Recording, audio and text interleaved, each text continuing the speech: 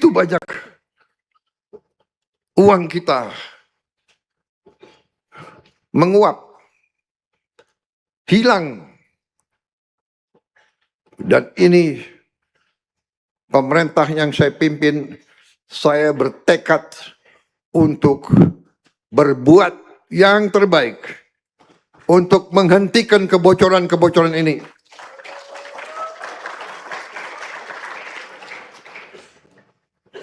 Pemerintah saya telah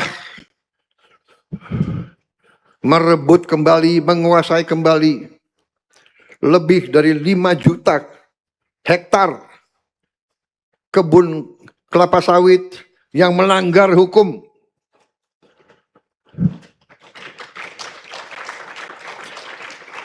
Yang tidak sesuai peraturan. Yang bikin kebun di hutan lindung. Yang memalsukan laporan. Kita telah menutup ratusan tambang-tambang tanpa izin. Tambang-tambang tanpa izin. Jadi dianggap seolah-olah nggak ada negara. Ada satu tambang yang sudah dijalankan 8 tahun tanpa izin. Tenang saja dia. Dan ada tambang-tambang yang tiap bulan keluar ratusan miliar rupiah. Tiap bulan. Emas, perak, logam-logam yang sangat mahal. Sampai hari ini penyelundupan masih berjalan. Sudah kita kerahkan angkatan laut, sudah kita kerahkan bea cukai, sudah kita kerahkan ribuan prajurit, masih saja, saudara-saudara.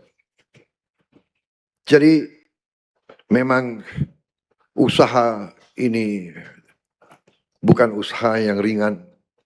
Negara kita besar. Negara kita luas dan negara kita sangat kaya.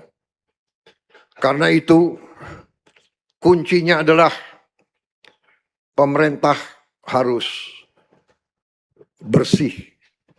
Pemerintah harus benar-benar tidak boleh korup.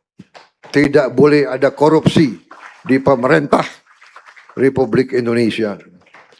Ini tidak ringan. Ini tidak ringan. Saya mengerti ini tidak ringan. Tapi apa boleh buat? Apapun harus kita kerjakan untuk supaya negara kita selamat. Tidak ada negara yang bisa selamat kalau resourcesnya, sumber-sumber dayanya diambil terus. Rakyat banyak yang miskin. Saudara-saudara sekalian, saya ingin menampilkan beberapa angka. Angka ini mungkin tidak menyenangkan bagi banyak pihak, tapi harus kita hadapi. Saudara-saudara, kita mengerti dan kita paham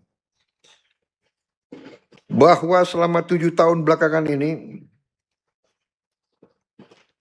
dikatakan bahwa ekonomi kita tumbuh 5% tiap tahun. 7 tahun kali 5 berarti 35% pertumbuhannya. Logikanya selama 7 tahun Indonesia tambah kaya 30%, 35%. Tapi kenyataannya itu yang saya katakan, saya merasa ditohok.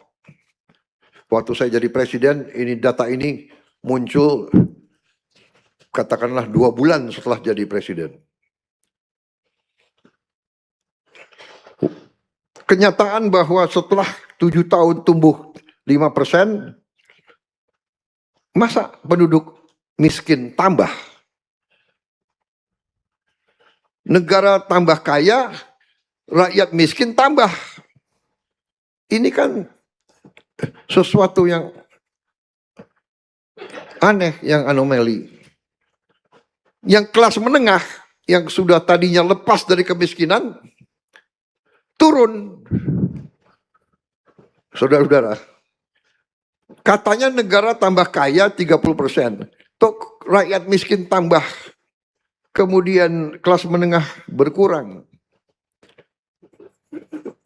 Dan ini juga yang harus kita waspadai, bahwa yang tambah kaya ternyata hanya segelintir orang.